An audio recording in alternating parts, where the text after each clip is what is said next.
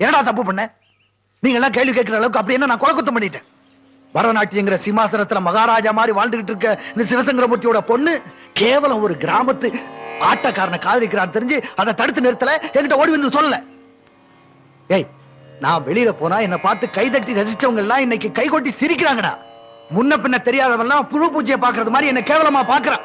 Musical ஷாப்புக்கு போனா அங்க ஒருத்தன் என்ன கேக்குறான், எப்ப சார் நீங்க தாரத்தம்பட்டை எல்லாம் கத்துக்க போறீங்க, அவட பிள்ளைக்கு சம்பந்தி ஆக போறீங்களேன்னு பல்ல காட்டுறான். அதனாலதான் அவன் ப்ரோக்ராமை கேன்சல் பண்ண, அவன் பொழப்பு நடக்க விடாம செஞ்சேன்.